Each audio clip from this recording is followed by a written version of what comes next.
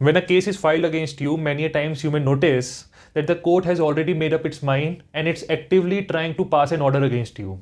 Even if you convinces the court that no valid case can be made against you, still the court will bring an altogether new ground to rule against you. Let us take an example of a real life court case. So a person approached a hospital because he was facing difficulty in passing the urine. So the hospital found that the prostate has been enlarged, so there is a need of surgery. After the surgery, the result was that the person started urinating from the rectum, that is from the place where we passes the stool, and he couldn't urinate from his penis. So this was the issue. So because of this, the person filed the medical negligence case against the hospital. So what happens is consumer courts are oftenly pro-consumers, thinking that hospitals being large institutions should give some amount to the consumers. So in this case, it could be easily looked upon that the court has already made up its mind, seeing the circumstances of the case. But after years of struggle, the hospital successfully proved in the consumer court that no medical negligence case can be made against it. Despite this, the court said, okay, no problem. If you are not medically negligent, no problem. You are free from medical negligence.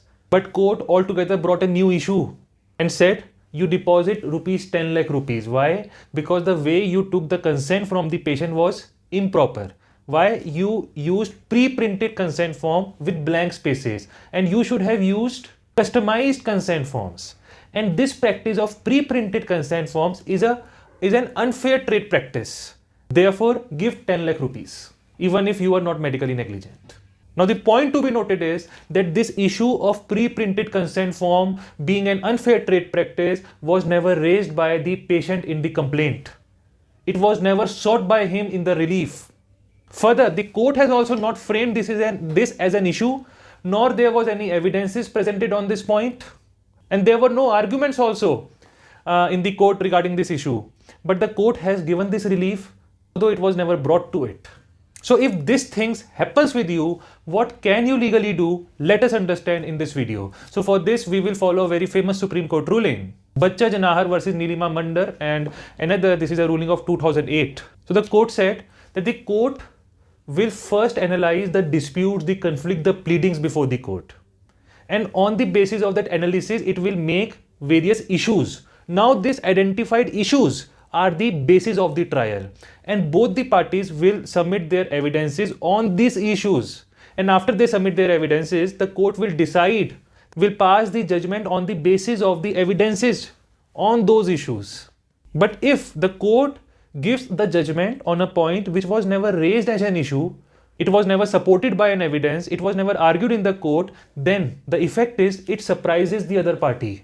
It deprives the other party of the right of being defended, of the right of being heard. And this deprivation is the violation of principles of natural justice.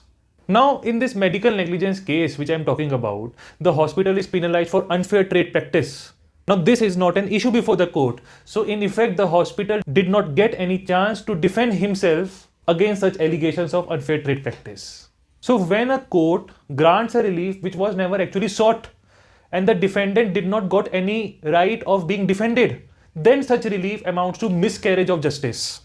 So therefore, in this case, the Supreme Court held that a court must restrict its decision and relief on the issues raised in the pleadings. Court cannot altogether bring a new ground, it cannot form a new case to penalize some party. Giving justice to one party does not mean injustice to another party. But as an additional information, I am telling you that court can even grant relief beyond pleading, but only in exceptional cases. And for this, the basis is a constitution bench Supreme Court ruling, a 5-bench Supreme Court ruling. Bhagwati Prasad versus Chandramal, this is a ruling of 1966, in which the Supreme Court held that the general rule is the relief will be based on the pleading. But if the core issues are addressed by the parties, are in knowledge of the parties, and the evidence has been led by the parties on those issues, then the relief can be granted on those issues even if such issues were not there in the pleadings. So in easy language, the court will see even if the issue is not there in the pleadings, still the parties have the knowledge about the same or not. Whether the parties had got the right to present their case on those issues or not. If yes, then the court can grant the relief on the issue which was not there in the pleading. But if the other party is unaware of the same and has no right to defend himself, then it would be unfair on the part of the court to give such relief. And this principle should only be used only in exceptional cases, where the court is fully satisfied that the parties are already aware on the issues which were not there in the pleadings. However, the case which I am discussing, the medical negligence case, in this case, the hospital was unaware of the fact that this issue of unfair trade practice due to pre-printed consent form will be a decisive issue. So, being against principles of natural justice, this order of the court, of consumer court, can be proven bad in law in the appeal or as the case may be. And this case, the real life case which I have told you today, is not the only case. In practical reality, you will find various cases today on the same legal problem. So in the end, I want your opinion on a point, that what do you think? That should the court have the power to introduce new issues at the final stage of the case?